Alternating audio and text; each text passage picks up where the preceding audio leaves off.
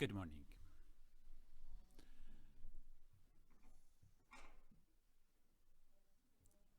Thank you for being here. Sincere thanks. The pleasure, the joy, and the confidence, and the good spirits is what we're meeting this morning with, and especially when I'm walking up the stairs. Yuri, and I've been his wife for many years, he is telling me, look at all the beautiful ladies in the hall.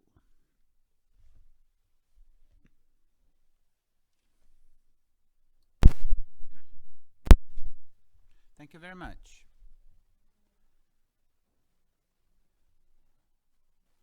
The thanks to the team of the school, the very dedicated people, Marina Skorikov, Nastya Gontarev, Stepan Skorikov, who have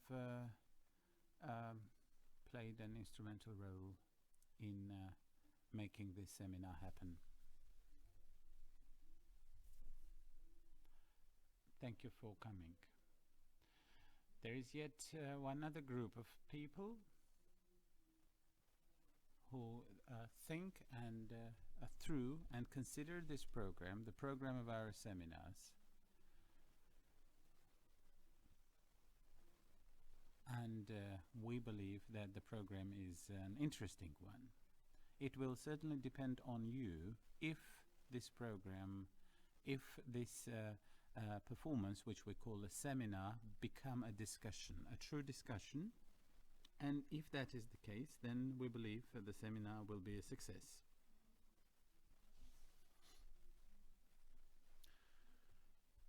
But it is not just about a performance. We think that we may be practical. People who sit behind me are indeed those people who make the school happen.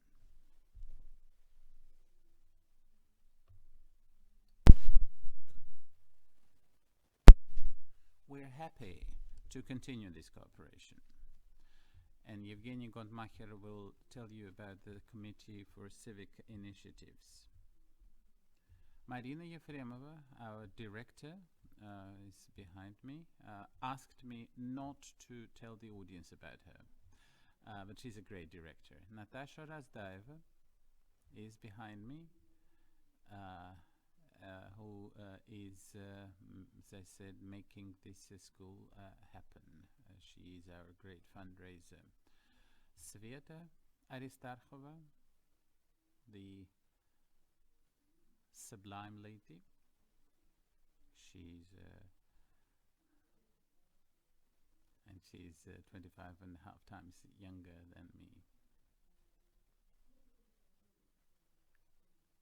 This is the team we who make this school, who have in a situation which is far from being a comfortable one. I'm not going to impart to you my worries, but what I would like to say that it is quite difficult to live in a world permeated by propaganda. The school.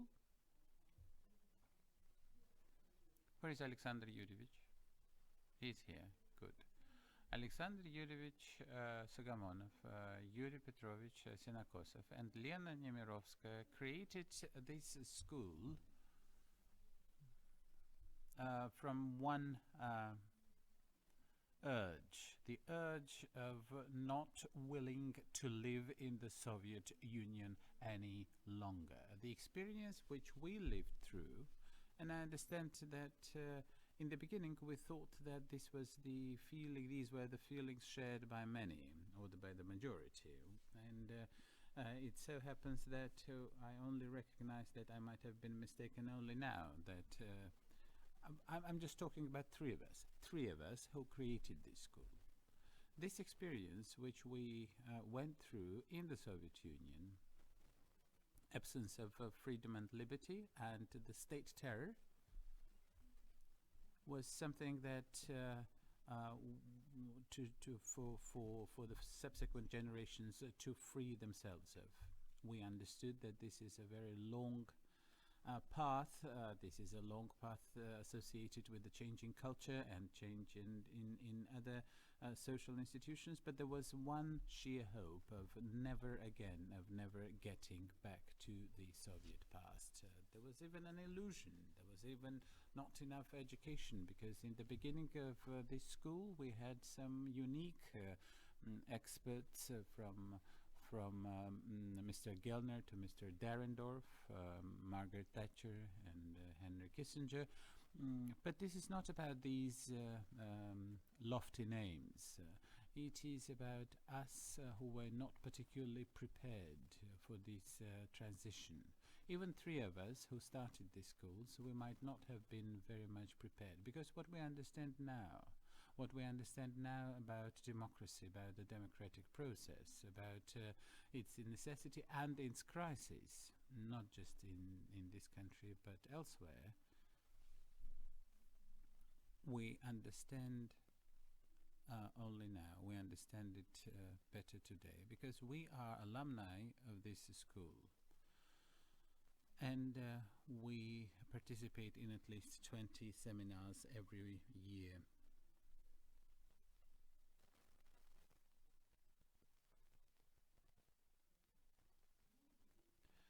Today,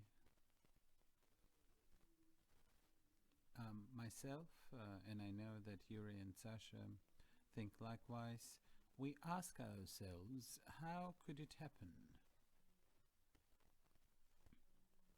that such a great culture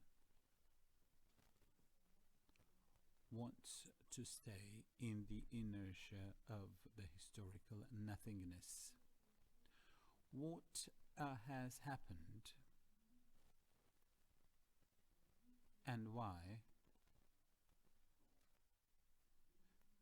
did the necessity or the need for aggressive propaganda arise, which is not particularly professional. Deriving from my Soviet time experience, I can say that the propaganda of today is by far not as professional as what we were seeing.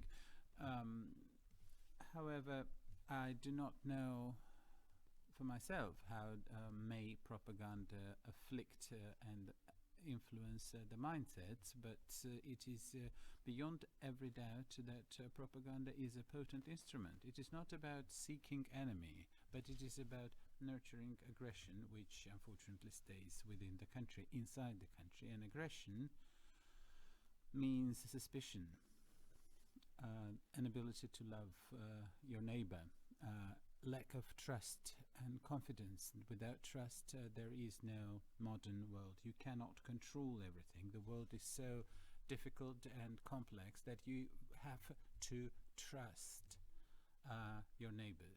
You have to trust institutions.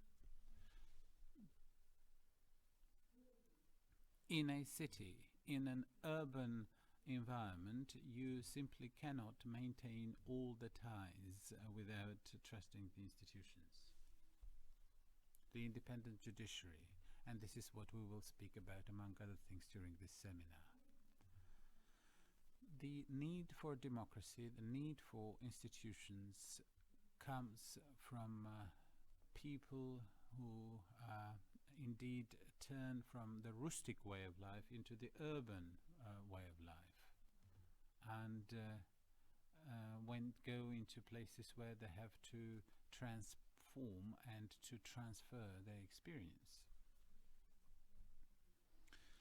And it is indeed not correct to have within yourself the mistrust and suspicion.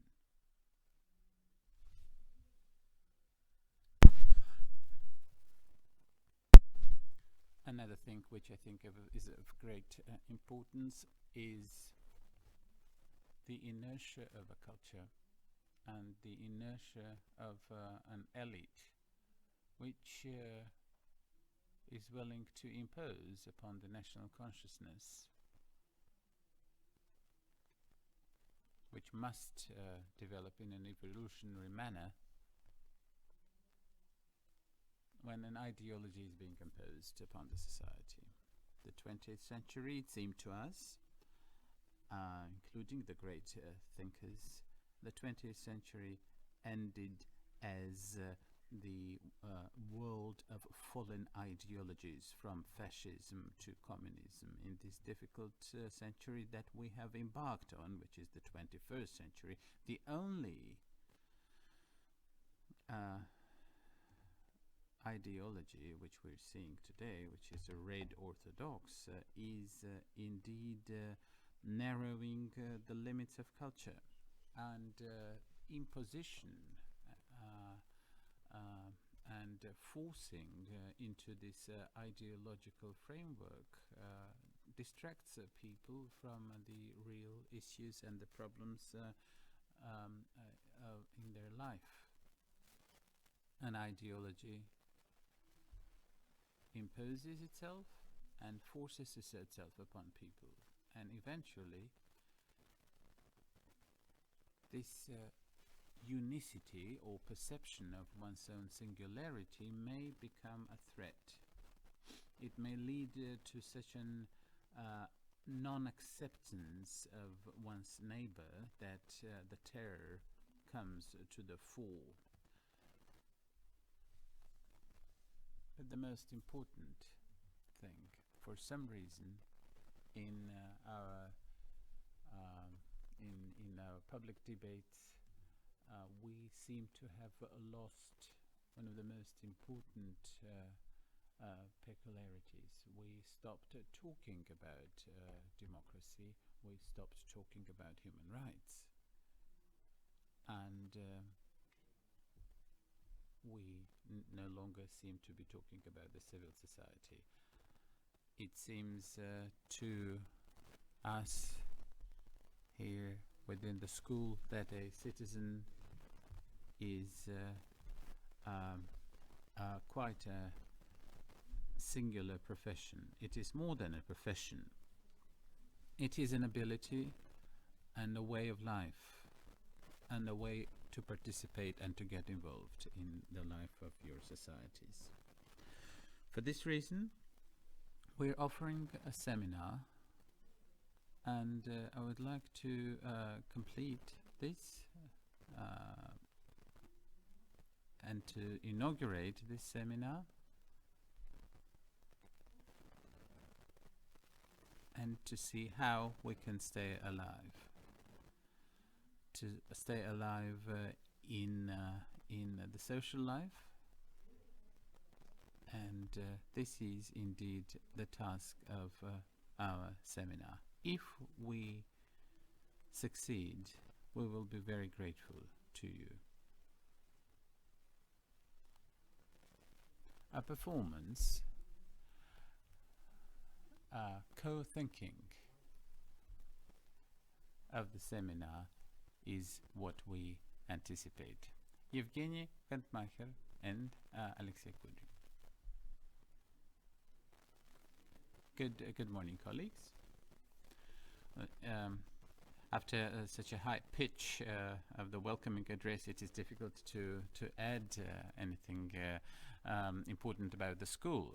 Indeed, this school has existed for over 20 years, and I have talked before the audiences here. It is always such a seeing my photograph on the wall is somewhat awkward, but it attests my being here before. But the structure of the Committee for Civic Initiatives, this is a very new institution, and from the standpoint of enlightenment and educational activities, we're only learning. We're in the beginning of our path, but we have started this, and we believe that these 85% that people like to talk about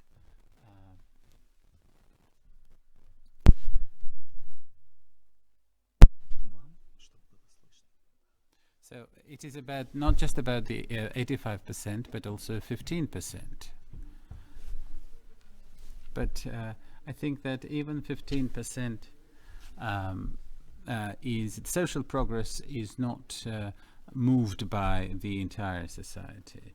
It is moved and advanced by the most educated layers of the society. And there is such a thing as the window of opportunity, and the windows of opportunity open up now and then for the advancements. Then these windows of opportunity close, and then they open again. In the life of my generation, such windows of opportunity opened several times, and I always tried to try and look through these windows of opportunity, because I do classify myself among these 15% of the active population of Russia.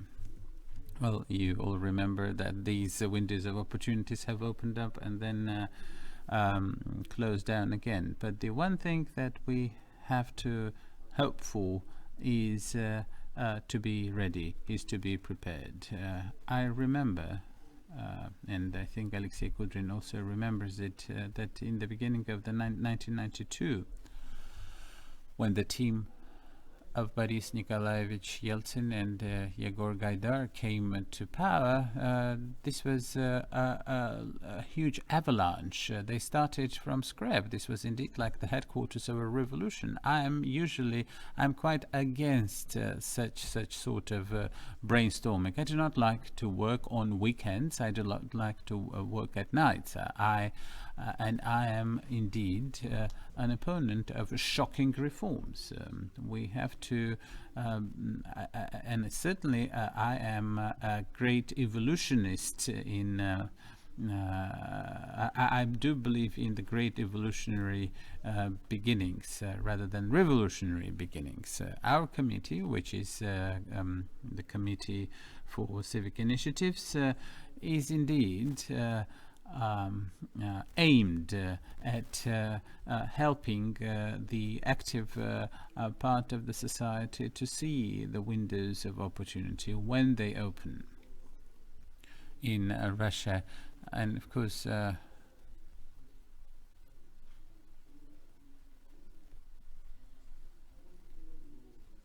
with respect to the young people is our hope. The young generation must bring Russia to a better tomorrow. And enlightenment and education today is the number one thing. This is something that all of us must partake in and impart to each other. What I do like about the format of the school is that there is no mentorship in this school, no authorities in the good sense of the word. Of course, one has to respect your opponent, one has to respect his or her interlocutor, but other than that, in this school recognizes no authorities. I remember one of the books published by the school about critic. A group of Spanish authors wrote about this. The role of an intellectual has always been, from the time of the classical Rome, is to subject everything to doubt. But these people, who were very often ostracized, woke up the societies, starting from Greece and Rome. And it may be that they really did not offer solutions, because one thing is to offer solutions, but I think that in today's Russia, in today's world, it is important to subject everything to critical consideration. And there are some things which are fundamental. There are some things which are not to be put in doubt. Civilization, and there are major problems standing before the world economy and democracy, but these are not problems which say that we have to change this paradigm to something entirely new. What is the value of the advancements of the world civilization, the internal mechanisms which exist within the framework of specific procedures and revolutions and evolution. And I think that the importance of this event is to sit down and think, to arrest ourselves in flight and to give it a thought, to ponder what is around us. And I think that this seminar, this 3 and 4 days, provides such an moment of repose. And you may, as we said, arrest yourselves in your flight and think about what surrounds us. And one other thing, you will be here for these 4 days, but we shall continue. We have different important projects. We have different ideas, beginnings, projects, and we shall certainly continue to invite you.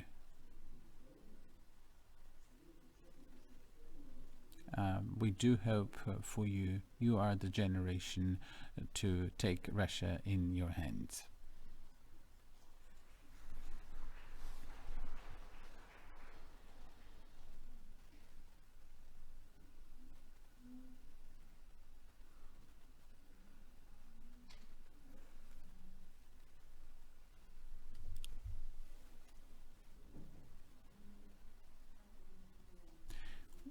We're starting this seminar